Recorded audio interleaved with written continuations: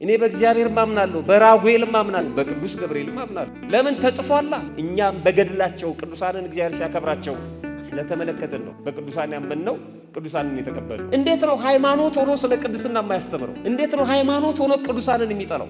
ሃይማኖት አይደለም ማለት ነው። እንደ ራሳቸው ምኞት የራሳቸው አስተማሪዎች ይመርጣሉ። እኔ በጣም የሚመቸኝ የኔ ስታይል እገሌ ነው ይላል። ልክ እንደ አንድ እግር ኳስ ተጫዋች ካህኑንም ሰባኪውንም የኔ ስታይል እገሌ ነው። ለምን መሰቀል አስፈለገው? ለምን ብቻውን በቂ ከሆነ እኛ ምን እናደርግለታለን? ለምን ፈጠረን? እኛ ሲጀምር ማለት ነው። ራሷ እመቤታችን እንኳን ብትሆን የቱንም ያህል የከበረ የገነነ ቅዱስ አምጥተን ብናስቀምጥ በጭራሽ ክርስቶስን አይሸፍነው። እግዚአብሔር ያከበረውንም እንቀበላለን።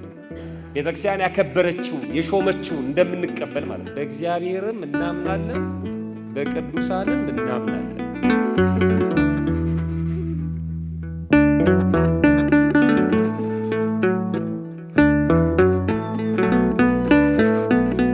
በቅዱሳን እናምናለን። እኛ ወይም ሌሎች ሰዎች እንደሚናገሩት በክርስቶስ እናምናለን። የምናምነው በእግዚአብሔር ነው። ማመን መታመንም ያለብን በሱ ነው። ነገር ግን አንዳንድ ሰዎች ይደነግጣሉ። እኛ በተክለ ሃይማኖት እናምናለን ስንላቸው ይደነግጣሉ። በቅዱስ ገብርኤል በቅዱስ ራጉኤል እናምናለን ስንላቸው ይደነግጣሉ። እና አምላኮቻችን ብዙ የሆኑ የሚመስላቸው ሰዎች አሉ። ሌሎቹ በቅዱሳን አያምኑም፣ አይታመኑም። እኛ ደግሞ በቅዱሳን እናምናለን። በጣም የሚገርመው በእግዚአብሔርም እናምናለን፣ በቅዱሳንም እናምናለን። መጽሐፍ ቅዱስ ነው የሚለው። የቤተ ክርስቲያናችን አስተምሮ በጣም በጥንቃቄ እና በስነ ስርዓት የተቀመጠ ነው። በሃይማኖት አይን በምስጢር ብቻ የሚመረመር ማንም ሰው ብድግ አድርጎ እንደፈለገ የሚናገረው አይደለም። መጽሐፍ ቅዱስን ነው መሰረት የሚያደርገው። ከዛ የጥንት አባቶቻችንን አስተምህሮ መጽሐፍ ቅዱስን መሰረት አድርገው ያስተማሩትንም ይጠቅሳል እና ሌሎች በተለይ የምዕራቡ ዓለም በቅዱሳን አያምኑም። ምክንያታቸው ብዙ ነው፣ ግን ሶስት ዋና ዋና ምክንያቶች አላቸው በቅዱሳን የማያምኑበት ማለት ነው። የመጀመሪያውና አንደኛው ክርስቶስን ይሸፍኑታል ይላሉ። ክርስቶስን ምን ያደርጉታል? ይሸፍኑታል። ክርስቶስን የሚሸፍን ነገር አያስፈልግም፣ ኢየሱስ ብቻ። ስለዚህ መላእክትን፣ ጻድቃን፣ ቅዱሳን፣ ሰማዕታት እነዚህን ነገሮች ባበዛ በተናገርክ ቁጥር ትልቁን ኢሜጅ ወይም ትልቁን ስዕል ወይም ትልቁን ነገር ክርስቶስን ይሸፍኑታል። ስለዚህ እነዚህ አያስፈልጉም ይላሉ። ይሄ በራሱ ብቻውን ክህደት ነው። ክርስቶስ የሚሸፈን አምላክ አይደለም። ፀሐይን መሸፈን አይቻልም። ፀሐይን አልፈልግም አልሞቅም ማለት ይቻላል እንጂ ለዓለም እንዳታበራ ፀሐይን መሸፈን አይቻልም። በጣም ከባድ ነው። ፀሐይን ከመውጣት የሚያግዳት ማንም የለም ከፈጠራት በስተቀር ማለት ነው። በፀሐይ አለመጠቀም ግን ይቻላል፣ ልክ እንደኛ ማለት ነው። ሌሎቹ ዓለማት በፀሐይ ይጠቀማሉ። እኛ ደግሞ 13 ወር ሙሉ ፀሐይ ያለን አንጠቀምም በፀሐይ ማለት ነው። ዣንጥላ እንይዝበታለን፣ ቤት እንሰራባታለን፣ እንማረርባታለን። በፀሐይ ብርሃን በብዙ መልኩ የሚጠቀሙ ሀገሮች አሉ። ያውም ደግሞ የፀሐይ ብርሃን የሚያገኙባቸው ጊዜያት በጣም ጥቂቶች ነው ማለት ነው። እሱ ስንፍና ነው። አለመጠቀም ይቻላል፣ አልፈልግም ማለት ይቻላል፣ ግን መሸፈን አይቻልም። ክርስቶስ ይሸፈናል ካልን በአምላክነቱ ጥርጥር አለ ማለት ነው። ክርስቶስን ማንም ሊሸፍኑ አይችልም። በፀሐይ ፊት መቆም ማንም ሰው አይችልም። ራሷ እመቤታችን እንኳን ብትሆን የቱንም ያህል የከበረ የገነነ ቅዱስ አምጥተን ብናስቀምጥ በጭራሽ ክርስቶስን አይሸፍነውም። የበለጠ እንደውም ክርስቶስን ይገልጡታል ቅዱሳን። በጣም በሚገርም መልኩ ስለ ቅዱሳን በተናገርን ቁጥር፣ ስለ ቅዱሳን ባስተማርን ባነበብን ቁጥር የክርስቶስን ቸርነቱን የክርስቶስን ደግነቱን እና መምረጡን ማክበሩን ማግነኑን ነው የበለጠ እንድናውቅ የሚያደርገን። ቅዱሳን ክርስቶስን አይሰውሩትም፣ ይገልጡታል። ስለ ቅዱሳን ስንናገር ስለ ክርስቶስ ነው የምንናገረው። ስለዚህ ይሸፍኑታል ብለው የሚያስተምሩ ሰዎች አሉ። ሁለተኛ ምክንያታቸው ራሱ ጌታ ብቻ በቂ ነው ይላሉ። ጌታ ብቻውን በቂ ነው፣ ሌላ አያስፈልግም፣ ብቻውን እሱ ብቻ ይበቃል። እኔ በጣም ይገርመኛል። ክርስቶስ አድኖናል ይላሉ። እንዴት ነው ያዳነን? ወደ ምድር መጥቶ ከማ ተወልዶ ከማርያም ቢያምኑባትም ባያምኑባትም ማለት ነው። እና ብቻውን በቂ ከሆነ ለምንድን ነው ወርዶ ሥጋ የለበሰው? ለምን መሰቀል አስፈለገው? ለምን ብቻውን በቂ ከሆነ እኛ ምን እናደርግለታለን? ለምን ፈጠረን? እኛ ሲጀምር ማለት ነው። እኛ ለምንድን ነው እንዲህ እንድንሆን ያደረገው ክርስቶስ ወይም እግዚአብሔር? ብቻውን በቂ ከሆነ ብቻ የሚል በጣም ጽዩፍ የሆነ እና አደገኛ ትምህርት አላቸው።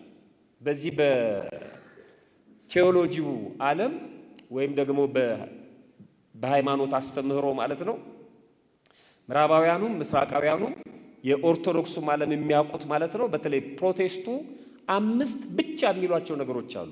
ብቻ ብለው የሚጠቅሷቸው 5 ናቸው። ጸጋ ብቻ፣ እምነት ብቻ፣ መጽሐፍ ቅዱስ ብቻ፣ ክርስቶስ ብቻ። የሚገርመው ብቻ እያሉ ግን 5 አድርሰዋቸዋል። ብቻ ነው የሚሉት። ለምሳሌ ኢየሱስ ብቻ ብለው መጽሐፍ ቅዱስንም ይፈልጋሉ፣ እሱንም ብቻ ይሉታል።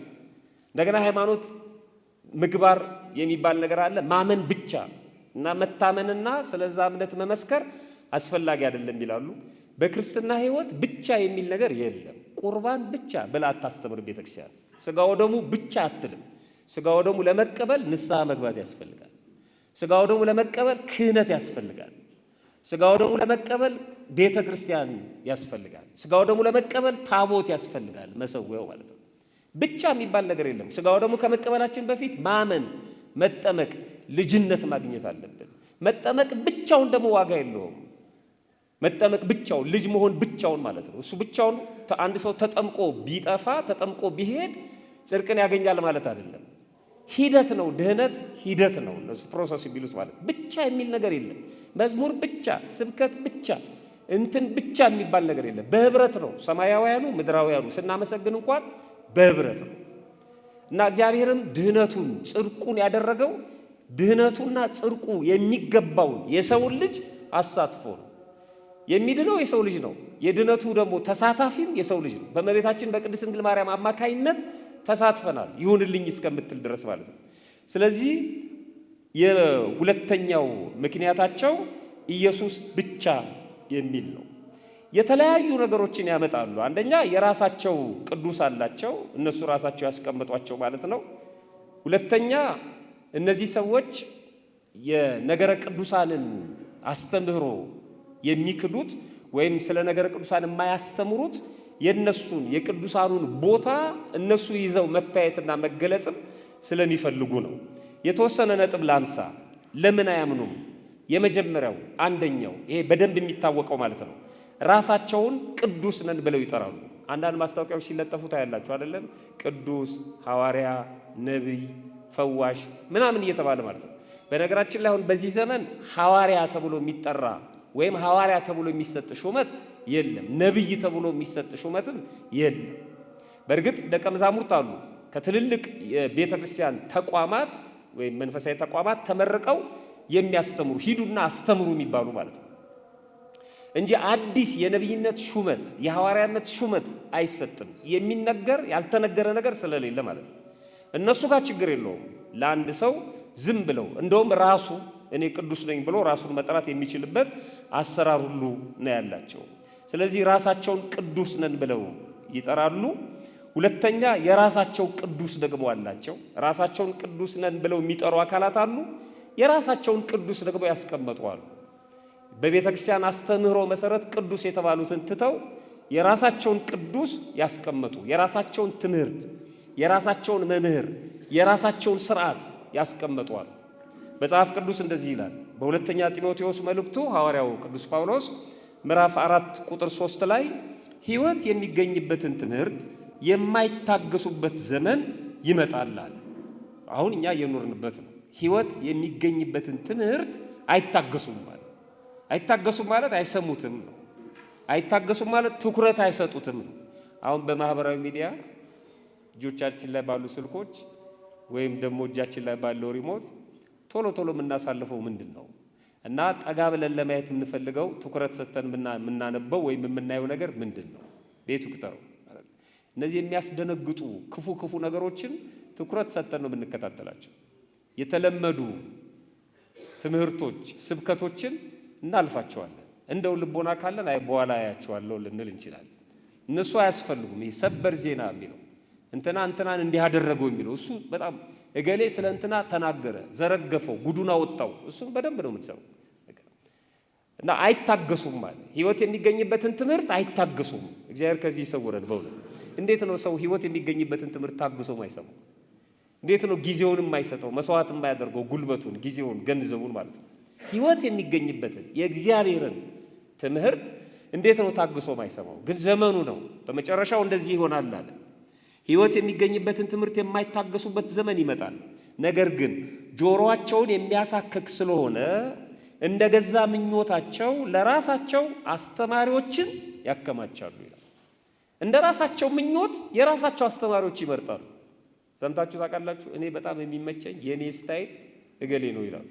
ልክ እንደ አንድ እግር ኳስ ተጫዋች ካህኑንም ሰባኪውንም የኔ ስታይል እገሌ ነው ስቀው ተዝናንተው ለመሄድ የሚፈልጉ ማለት ነው። የሚነገረውን ቃል እግዚአብሔር የማያዳምጡ ማለት ነው።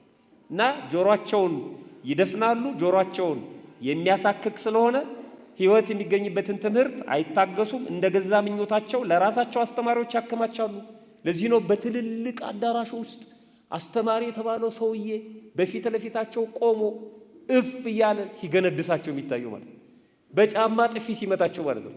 ሲረማመድባቸው በቃ ይሄ ነው የሚመቻቸው፣ ስታይሉ ይሄ ነው። ያን ጊዜ ይሄ አልነበረም። አሁን ግን ጌታ ይሄን ለኛ ሰጥቶናል የሚሉ መሳቅ፣ መዝለል፣ መጨፈር፣ የጋጥ ወጥነት ስራ መስራት ይሄ ለነሱ ይመቻቸዋል። ለራሳቸው እንደሚመች አድርገው ይቀርጹታል ሁሉን ነገር። ስለዚህ ነገረ ቅዱሳንን ማንበብ ይታክታቸዋል። የቅዱሳንን ሕይወት ማወቅ አይፈልጉም። እነሱ ያሉበት ደረጃ ሌላ ነው። ይሄኛው ስለሚያስጨንቃቸው፣ ይሄኛው ከዛኛው መንፈስ ስለሚለይ አይፈልጉትም። በዚህ ምክንያት በቅዱሳን አያምኑም። እውነትንም ከመስማት ጆሮአቸውን ይመልሳሉ፣ ወደ ተረት ፈቀቅ ይላሉ። አይደል? ወደ ተረት፣ ተራ ነገር ማለት የባንክ ቡካችሁን አምጡ ይላቸዋል፣ መሬት ላይ ጣሉ ይላቸዋል። ከዛ በኋላ ሚሊዮን ብር ገብቶላቸዋል ይላቸዋል። ተረት ነው እኮ ተረት ነው። እንኳን ይሄ የሚመጥን ተረት እንኳን አይደለም። አሁን ሕግ የለም እንጂ ወንጀልም ነው። በነገራችን ላይ ያንን ደብተር የሰጠው አካል መክሰስ አለበት። ከዛ ሄደው እኮ ከባንኩ ጋር ነው የሚጣሉት። ከየት ነው የሚመጣው ያ ብር? እዛ እኛ አካውንት ላይ የሚገባው ብር ከየት ነው የሚመጣው? ከየት እንዲመጣ ነው የምንፈልገው? ከሌላ ሰው አካውንት? ከእግዚአብሔር ነው ካልን እግዚአብሔር ቁጭ ብሎ የእኛ አካውንት ውስጥ ገንዘብ ያስገባል? የአንድ እድር መሪ እንኳን አያደርገውም። ይሄንን እንኳን እግዚአብሔር ቀርቶ ማለት ነው። በጣም የሚያሳዝን እኮ ነው። ቀልድ እኮ ነው። በቃ ተረት ነው የሚሰሙታል። ስለዚህ እነዚህ ሰዎች ስለ ቅዱሳን ሊያምኑ አይችሉም። ቢነገራቸውም ስለሚጸናቸው ጆሮአቸውን ይመልሳሉ፣ ወደ ተረት ፈቀቅ ይላሉ አለና ለጢሞቴዎስ ሲነግረው፣ በጢሞቴዎስ ለኛ መልእክት ሲያስተላልፍ ቅዱስ ጳውሎስ አንተ ግን ይላል፣ አንተ ግን ነገርን ሁሉ በልክ አድርግ፣ መከራ ተቀበል፣ የወንጌል ሰባኪነትን ስራ አድርግ፣ አገልግሎትህንም ፈጽም ይለዋል። ዘመኑ እንደዚህ ይሆናል፣ አንተ ግን እንደዚህ ሁን ብሎ ያጠቃልልለታል። ስለዚህ የራሳቸው ቅዱስ ስላላቸው ነገረ ቅዱሳንን ወይም ቅዱሳንን ማክበር አይፈልጉም፣ በቅዱሳን አያምኑ። ሶስተኛው ሃይማኖት ስለሌላቸው ነው። በቅዱሳን የማያምኑት ሃይማኖት የላቸውም። ሃይማኖት ማለት ምን ማለት ነው? ሃይማኖት ማለት መንገድ ማለት ነው። እግዚአብሔር ራሱን የገለጠበት መንገድ፣ እግዚአብሔር ወደ ሰዎች የመጣበት መንገድ፣ እኛ ወደ እግዚአብሔር የምንሄድበት መንገድ ማለት ነው። ሌላ ነገር አይደለም። ሃይማኖት መንገድ ነው። ያሳየን እሱ ራሱ ነው። ድምፁን በማሰማት ነው ያሳየን እሱ ራሱ በቅዱሳት መጻሕፍት አማካይነት፣ በፈጠራቸው ፍጥረታት አማካይነት እንዴት እንደሚገኝ የነገረን እሱ ነው። ሃይማኖት መገለጥ ነው የሚባለው ለዚህ ነው። ግኝት አይደለም። ሰዎች ፈልገው ቆፍረው ሰርች አድርገው ያገኙት አይደለም። የሚያገኙት ሌላ ነው። ይሄ በስብሰባ በፖለቲካው ዓለም በምናምን የምንሰማው የሆነ ፕሪንሲፕል ወይም ሕግ ቀርጸው በዛ ዙሪያ ሊሰበስቡን ይችላሉ። ግኝቶች እነሱ ናቸው። ሃይማኖት ግን ግኝት አይደለም፣ መገለጥ ነው። ለዚህ ነው መጠበቅ ነው ያለብን እስከሚገልጥልን እግዚአብሔር እውነቱን እስከሚያሳየን ድረስ በጽናት መጠበቅ ያለብን። ለዚህ ነው በፍልስፍና በመራቀቅ በዚህ ዓለም ሀብት፣ ስጋዊ ነገር፣ በስልጣን በተለያዩ ነገሮች ሃይማኖትን ማግኘት አይቻልም። ሃይማኖት አይገለጥም። ማነው በእንዲህ አይነት ሁኔታ አይገለጥም። ከባድ ነው። በመብላት በመጠጣት በመተኛት በመነሳት የሚገለጡት የኃጢአት ነገሮች ናቸው። የጽድቅ ነገሮች በመጾም በመጸለይ በመድከም በተጋድሎ ነው የሚገለጡት። የቅዱሳን ሕይወትም ይሄ ነው። ስለዚህ ሃይማኖት የላቸውም። እንዴት? ይሁዳ በመልእክቱ ሲናገር አንድ መልእክት ነው ያለው። ሐዋርያው ይሁዳ ቁጥር 3 ላይ ወዳጆች ሆይ ስለምንካፈለው ስለ መዳናችን ልጽፍላችሁ እጅግ ተግቼ ሳለሁ ለቅዱሳን አንድ ጊዜ ፈጽሞ ስለተሰጠ ሃይማኖት እንድትጋደሉ እየመከርኳችሁ እጽፍላችሁ ዘንድ ግድ ሆነብኝ ይላል። እኔ የፈለግኩት ለቅዱሳን አንድ ጊዜ ስለተሰጠው ሃይማኖት እንድትጋደሉ ጽፍላችሁ ዘንድ ግድ ሆነብኝ። ልጽፍ ያሰብኩት ሌላ ነበር፣ የሚቀድመው ግን ይሄ ነው የሚላቸው። ለቅዱሳን አንድ ጊዜ ስለተሰጠች ሃይማኖት እንዴት ነው የሚገልጣት? የመጀመሪያው ለቅዱሳን የተሰጠች ይላል። ሃይማኖት ለቅዱሳን የተሰጠች ማለት ምን ማለት ነው? የቅድስና ስራ እንሰራበት ዘንድ የተሰጠ ማለት ነው። ሃይማኖት ለቅዱሳን ነው የተሰጠው ማለት ወደ ቅድስና ለሚያድጉ ሰዎች ማለት ነው። ወደ ንጽህና፣ ወደ ቅድስና ከቅዱሳን ጋር ህብረት ላላቸው መጨረሻ ላይ ደግሞ በእግዚአብሔር ፈቃድ ራሳቸው ቅዱስ ለሚሆኑ ለነዚህ ነው የተሰጠው። ለቅዱሳን ወዳጆች ለቅድስና የምታበቃንች ሃይማኖት ነው። በጣም ከባድ ቃል። ሆስፒታል ሲከፈት ቶሎ ወደ ህሊናችን የሚመጣው የታመሙ ሰዎች ነው። ለታመሙ ሰዎች ነው ሆስፒታል የሚከፈተው። ወህኒ ቤት ወይም እስር ቤት ደግሞ ሲቋቋም ቶሎ ወደ ህሊናችን የሚመጣው ለነማን ነው የሚቋቋመው? ለአስቸጋሪ ሰዎች ነው፣ ለሌቦች፣ ለቀማኞች ነው። ልክ እንደዚህ ነው። ቤተ መንግስት ሲሰራ ንጉሥ አለ ማለት ነው። ትምህርት ቤት ሲሰራስ ለነማን ነው የሚሰራው? ለተማሪዎች ነው። ሃይማኖት ከሆነም ለቅድስና ነው፣ ሌላ ዓላማ የለውም። እንዴት ነው ሃይማኖት ሆኖ ስለ ቅድስና የማያስተምረው? እንዴት ነው ሃይማኖት ሆኖ ቅዱሳንን የሚጠላው? ሃይማኖት አይደለም ማለት ነው። ሃይማኖት ከሆነ ዓላማው እሱ ብቻ ነው። ለቅዱሳን ነው የተሰጠው ማለት ለቅድስና ስራ ነው የተሰጠው። ሆስፒታል ከፍቶ ሰው አናክምም ካለ ችግር አለ ማለት ነው። ትምህርት ቤት ተሰርቶ ተማሪ አናስተምርም ካለ ትምህርት ቤቱ ትምህርት ቤት አይደለም፣ ትምህርት አይደለም የሚሰጥበት፣ ሌላ ነገር ነው ማለት ነው። ማሰልጠኛም ከሆነ ማሰልጠኛ ነው መሆን ያለበት። ቤተ ክርስቲያን ከሆነች ልክ እንደዚሁ ቤተ ክርስቲያን ሆኖ የንግድ ቤት መሆን የለበትም፣ የአምልኮ ስፍራ ነው የሚሆነው። ሃይማኖትም እንደዚህ ነው። ሰዎች ራሳቸውን መጠየቅ አለባቸው። በሃይማኖት ውስጥ የቅድስና መንገድ ጀምሬያለሁ ወይ? በቅድስና ውስጥ ነው ወይ ያለሁት? በቅድስና ውስጥ ለሚኖር ስለ ቅድስና የሚናፍቅ ሰው ደግሞ ስለ ቅዱሳን መማርና ማወቅ አለበት ማለት ነው። ቅዱሳን አያስፈልጉም ካለ አንድ የእምነት ተቋም ሃይማኖት አይደለም፣ ቶሎ መውጣት ነው ያለብን ማለት ነው። ስለዚህ ስለ ቅድስና የምታስተምረው እቺ ቤተክርስቲያን ሃይማኖቱ ለቅድስና ስለተሰጠ ነው። በትክክል ሃይማኖተኛ መሆናችንን የምናውቀው በዚህ ነው። ለቅዱሳን አንደኛ የተሰጠ ይላል፣ ሁለተኛ ፈጽሞ የተሰጠ ይላል። ፈጽሞ የተሰጠ ማለት አልቆ ማለት ነው። የሚጨመር ነገር የለም፣ የጎደለው የለም፣ መኖር ብቻ ነው። በዛ ህይወት ለቅድስና መብቃት ማለት ነው። ቅዱስ ማለት ልዩ ማለት ነው። ቅዱሳን ማለት የተለዩ ማለት ነው። ስለዚህ ሃይማኖተኞች ስንሆን እንለያለን፣ ከሌሎቹ እንለያለን፣ ከሚያምኑት እንለያለን፣ ምግባር ከሌላቸው እንለያለን፣ 24 ሰዓት ስለ ስጋቸው ከሚያስቡ እንለያለን። 5 ሆነን ብንሄድ 4ቱ ሃይማኖት የሌላቸው እኛ ግን አንዳችን ማለት ነው ከነሱ ጋር ያለነው ሃይማኖት ያለን ብንሆን እና የሆነ ሰው ገንዘብ ጥሎ እየሮጠ ቢሄድ እና አንስተነው 4ቱ እንካፈል ቢሉ ያ ሃይማኖተኛው ምንድነው ማለት ያለበት? እንመልስ ነው። በቃ መለየት ማለት እሱ አይገባም። ልዩ እሱ ነው። ቅዱስ ማለት እኮ እሱ ነው። ከሌሎቹ የተለየ ማለት ነው። የሆነ ነገር እናድርግ፣ በጭራሽ ይህን ልናደርግ አንችልም። አንደኛ ሰብአዊነታችን፣ ሁለተኛ ሃይማኖቴ አይፈቅድም። በእናንተ መብት የለኝም፣ እናንተ ልታደርጉ ይችላችሁ። እኔ መለየት ማለት እሱ ነው። መለየት ከዛ በኋላ ነው የቅድስናው ማድረግ የሚመጣው ማለት ነው። በእነዚህ 3 ምክንያቶች በቅዱሳን አያምኑም። እኛስ በቅዱሳን እናምናለን። መሪ ምንባባችን እንደዚህ ይላል። ኦሪት ዘጸአት ምዕራፍ 14 ቁጥር 31 ላይ እስራኤልም ይላል እግዚአብሔር በግብፃውያን ላይ ያደረጋትን ታላቂቱን እጅ አዩ ይላል። ይሄ በጣም ብዙ ማብራሪያ የሚያስፈልገው ነው። እስራኤል እግዚአብሔር በግብፃውያኑ ላይ ያደረገውን ታላቁን እጅ ተመለከቱ። እጅ ማለት የኃይል መግለጫ ነው። እስራኤልን እንዴት አድርጎ እንዳወጣቸው ከ430 ዘመን በኋላ ማለት ነው። እንዴት በግፍ ይጫወቱባቸው እንደነበረ የነ ራሔልን ታሪክ እናስታውሳለን። ጨቅላ ሕፃናትን እስከምትረግጥ ድረስ ማለት ነው። የሕፃናቱ ደም ጡቡን ያጠነክረዋል ብለው ማለት ነው። እንዴት እንደሚጫወቱባቸው ከዛ ሁሉ መከራ እንዴት አድርጎ እንዳወጣቸው፣ የመጨረሻው ሰዓት ላይ የኤርትራን ባህር እንዴት አድርጎ እንደከፈለው፣ የግብፅ ሰራዊት ጠቅላላ ሙሉ ለሙሉ በባህር ውስጥ ሰጥመው እንደቀሩ፣ ይሄን ሁሉ በአይናቸው ነው የተመለከቱት። ተመለከቱ። የሚገርም ነው። በደንብ ነው የጻፈልን ጸሐፊው።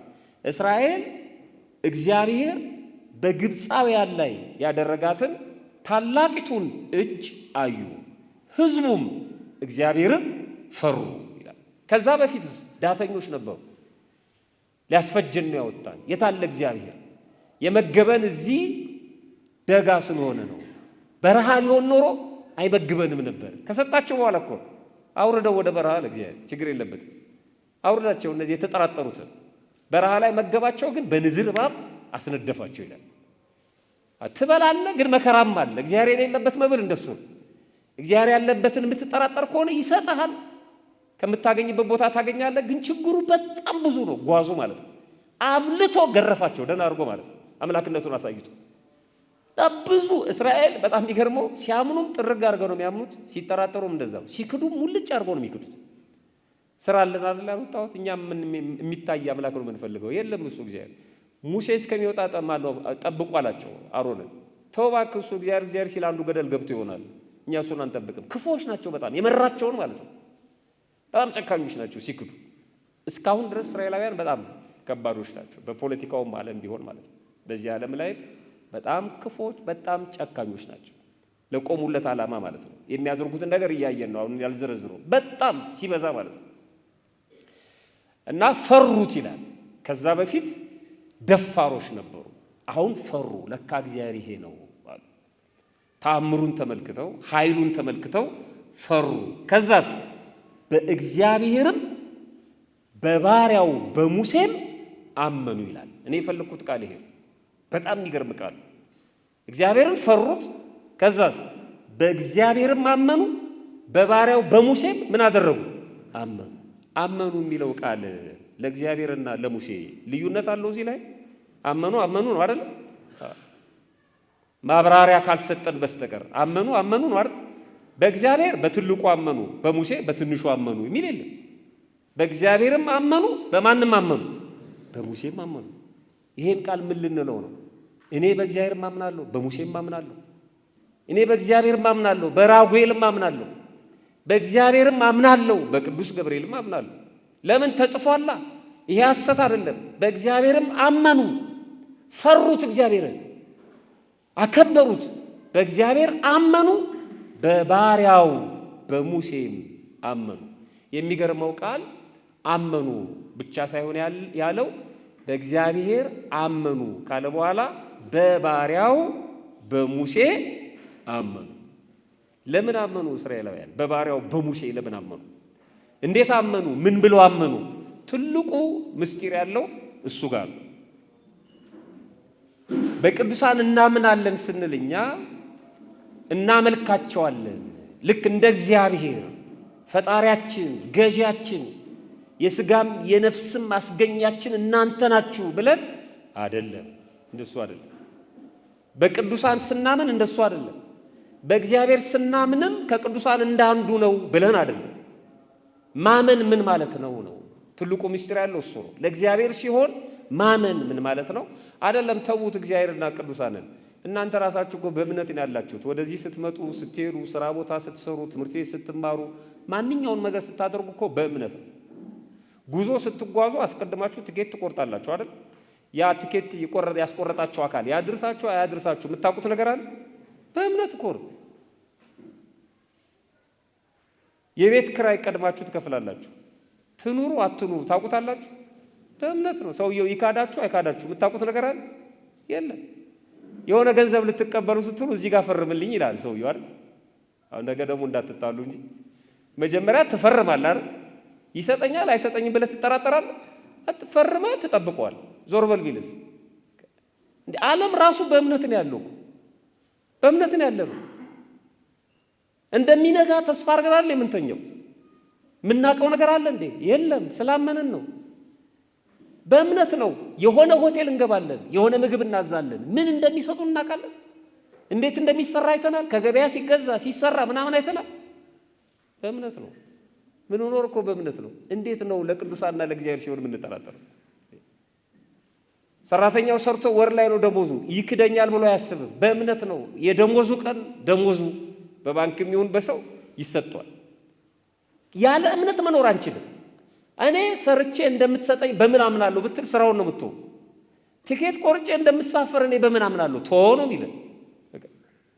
ከባድ ነው እሱ። ልክ እግዚአብሔርም እንደዚህ ነው። ካላመንክ ተወው ነው። በረከት የሚቀርብ አንተ ነው። በቅዱሳን ሕይወት እንደዚህ ነው። አለመታመናችሁ በቅዱሳን ላይ አለመታመን አያመጣም። የእነሱን ክብር አያጎድለውም። የምናገኘውን ግን ያሳጣናል። ስለዚህ በቅዱሳን እናምናለን ማለት ማመን ማለት መቀበል ማለት ነው። ማመን ማለት መቀበል። ምናቸውን? ቅድስናቸውን። እስራኤል እኮ ተቀበለ። ሙሴ የእግዚአብሔር ባሪያ መሆኑን ተቀበሉ። በባሪያው በአገልጋዩ አሉ ተቀብለውታል። እናምናለን።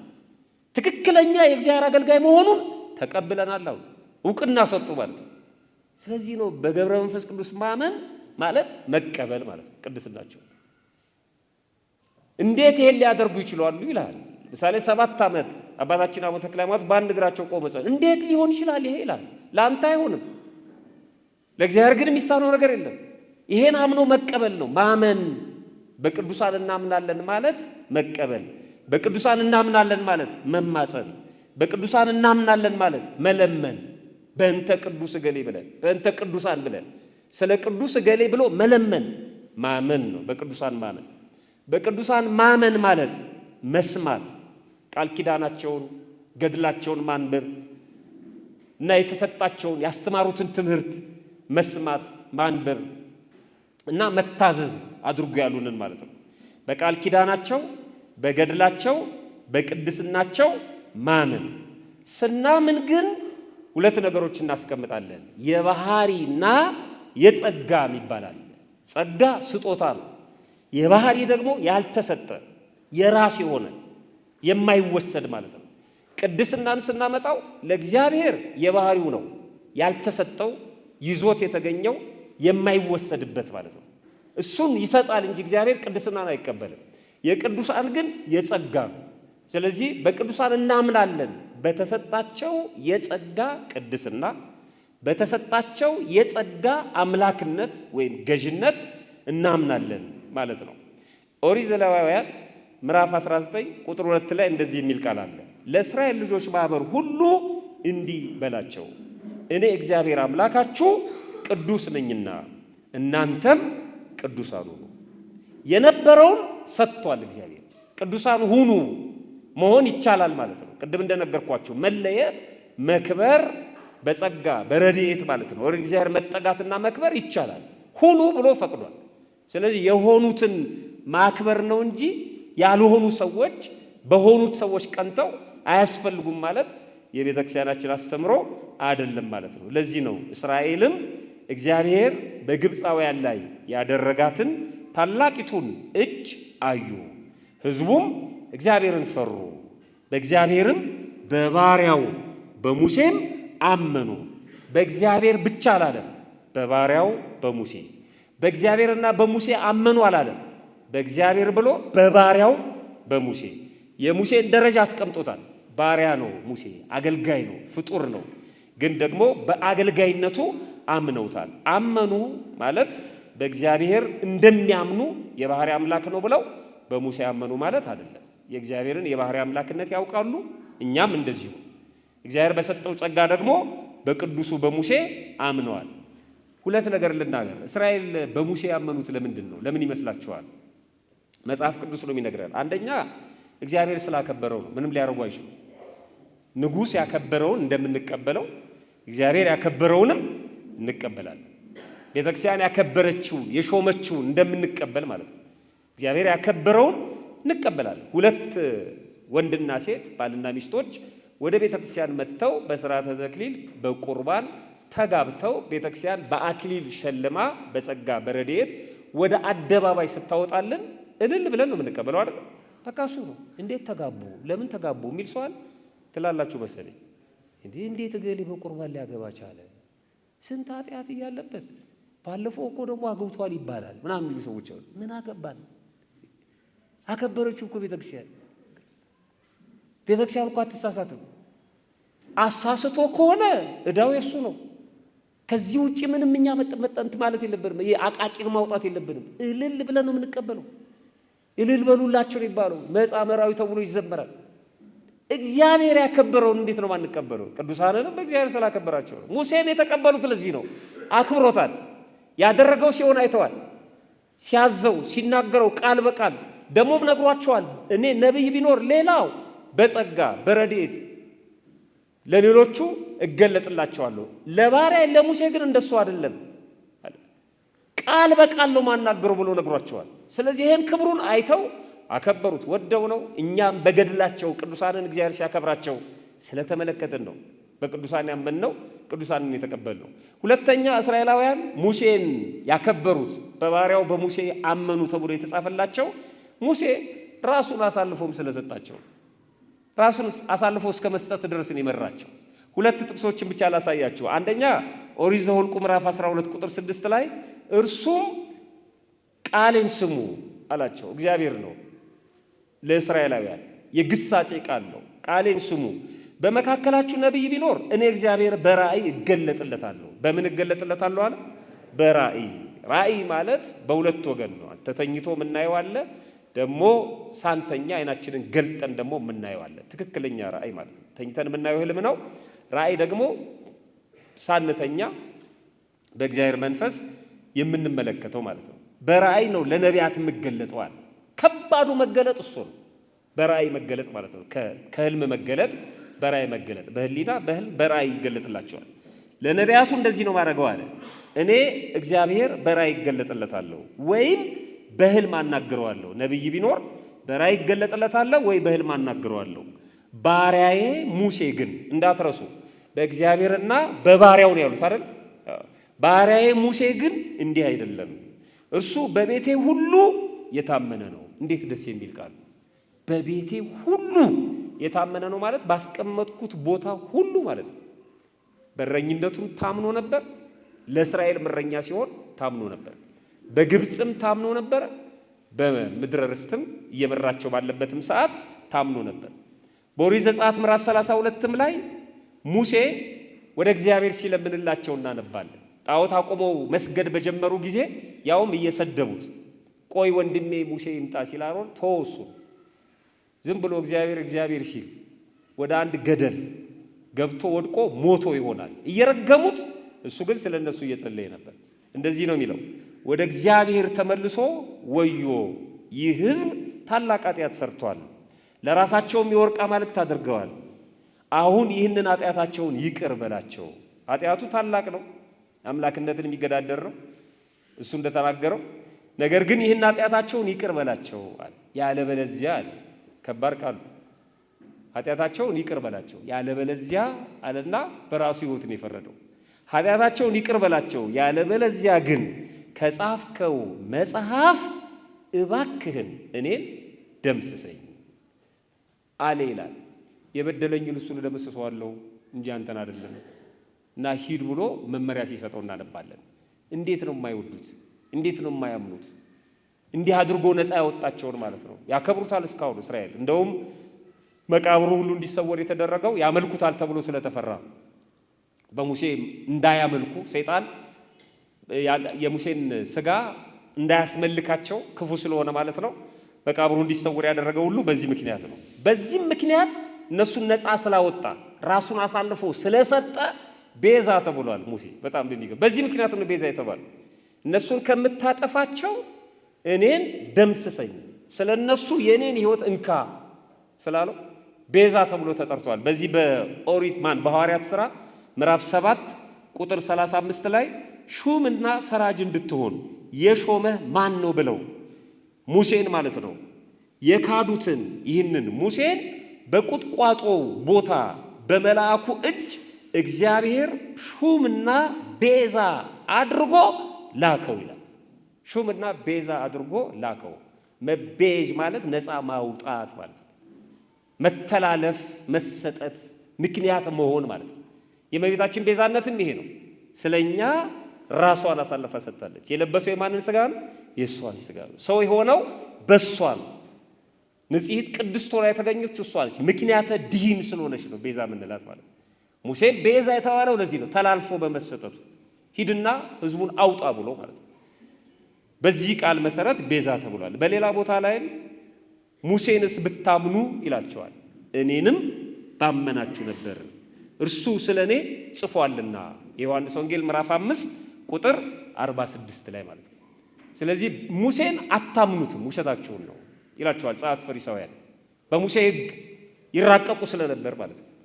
የሙሴን ሕግ እናውቃለን ስለሚሉ ስለ ሙሴ መናገር ፈልገው ሲያሸማቀቃቸው ሙሴን አታውቁትም፣ ሙሴን ብታውቁትማ እኔንም ታውቁኝ ነበር፣ በሙሴ ብታምኑ በእኔም ታምኑ ነበር። እስራኤል በእግዚአብሔርም አምኗል፣ በሙሴ በባሪያውም አምኗል። ሙሴን አታውቁትም ስለ እኔ ጽፏል ይላቸዋል። ዮሐንስ ወንጌል ምዕራፍ 5 ቁጥር 46። እንደ ኢትዮጵያ ኦርቶዶክስ ተዋሕዶ ቤተክርስቲያን አስተምሮ እንደ ቤተክርስቲያን ዓለም አቀፋዊት ስለሆነች እንደ ቤተክርስቲያን አስተምሮ በቅዱሳን ማመን መጽሐፍ ቅዱስን መጣረዝ ወይም የእግዚአብሔርን ክብር መገዳደር አይደለም፣ በትክክል የእግዚአብሔርን ክብር መግለጽ ነው። በዚህ ርዕስ ዛሬ እንድንነጋገር ምክንያት የሆነን የዕለቱ ቅዱሳን ናቸው። ዛሬ ግንቦት 20 ቀን ነው። በዚህ ቀን አንደኛ አፄ ካሌብ መናኙ ንጉሥ እየተባሉ የሚታወቁት በኢትዮጵያ ማለት ነው የሚታሰቡበት የሚከበሩበት ዕለት ነው። ሁለተኛ ቅዱስ አሞኒዎስ ገዳማዊ ታላቁ አሞኒ ዘቶና ተብሎ የሚጠራው ስንክሳሩን በደንብ አንብቡት የሚታወቀው ቅዱስ እረፍቱ ነው። ሶስተኛ ቅድስት ዛዲሽ የዋሂት የምትባል በእሳት መካከል ቆማ የምትጸልይ ዘማዊት የነበረች ወደ ገዳም መታ ሕይወቷ የተለወጠላት ቅድስት እናት የምትታሰብበት ነው።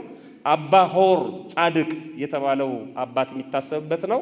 አባ ዳርማ ገዳማዊ፣ ቅዱስ ዘካርያስ አንጾኪያዊ፣ አባ በትረ ወንጌል ዘደብረ ሊባኖስ እነዚህ ታላላቅ ቅዱሳን የሚታሰቡበት ነው። የአፄ ካሌብን ሁላችሁም ታውቁታላችሁ። በናግራኑ ጦርነት ወደ ሊቢያ ክርስቲያኖች ሲጨነቁ ፊንያስ የተባለው ንጉሥ ክርስቲያኖችን፣ ሴቶችን፣ ወንዶችን፣ ሕፃናትን፣ አረጋውያንን እንደ በግ እያረደ ክርስትናን ለማጥፋት መከራ በሚያጸናበት ጊዜ ወደዛ ዘምተው ማለት ነው ክርስቲያኖችን ነፃ ካወጡ በኋላ ለ7 ቀን ያ ፊንያስ በነበረበት ቦታ ላይ አስቆፍረው ቤተ መቅደስ አሰርተው የተመለሱ ታላቅ ኢትዮጵያዊ ንጉሥ ናቸው። ከተመለሱ በኋላም ያንን ክርስቲያኑን ዓለም ነፃ ካወጡ በኋላ ማለት ክርስቲያኖችን ነፃ ካወጡ በኋላ ወደ ሊቢያ ዘምተው ወደ ሀገራቸው ከተመለሱ በኋላ ለእግዚአብሔር ይህንን ስላደረገልኝ ምን ላድርግለት ብለው አሰቡ ይላል። ምንድን ነው ባደርግለት እግዚአብሔር የሚደሰተው? ክርስቲያኖችን ነፃ አውጥቻለሁ፣ በድል ተመልሻለሁ፣ ምን ላድርግለት ብለው አሰቡ። ይህንን ዓለም ትቼ ብመንን እግዚአብሔርን አስደስተዋለሁ ብለው አስበው ወደ አባ ጴንጤሎን ገዳም የንግስና ልብሳቸውን ትተው እና ቤተ መንግስቱን ክፍት አድርገው ወደዛ ገዳም ገብተው ወደ ዋሻ ውስጥ ገብተው ዘጉ ይላል እና በዛም ወደ 12 ዓመት ተጋድለው በተለይ 7 ዓመት ቆመው ጸልየዋል ይላል። ገድላቸው ስታነቡ የአባ ጴንጤሎን ገድል ላይም አለ።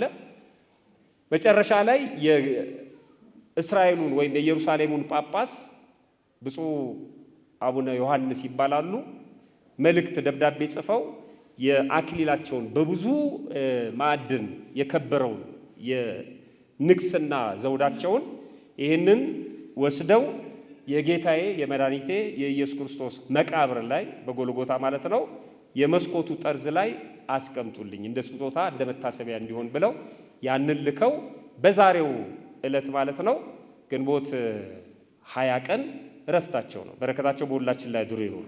ስለዚህ በእነዚህ ቅዱሳን እናምናለን ማለት ያስተማሩትን ትምህርት የሄዱበትን መንገድ እንከተላለን፣ የተሰጣቸውን ቃል ኪዳን እንቀበላለን ማለት ነው።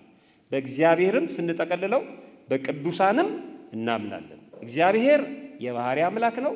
ቅዱሳን በተሰጣቸው ጸጋ ደግሞ የእግዚአብሔር ባሪያ፣ የእግዚአብሔር አገልጋዮቹ፣ የእግዚአብሔር ታማኞቹ ነን ማለት ነው። በዚህ ምክንያት ነው ቅዱሳንን ቤተክርስቲያን በየዕለቱ በዋሉበት ዕለት የምታከብራቸው ማለት ነው። ከቅዱሳን ረድኤት በረከት ያሳትፈን፣ ሰምቶ ከመጥፋትም ያድነን።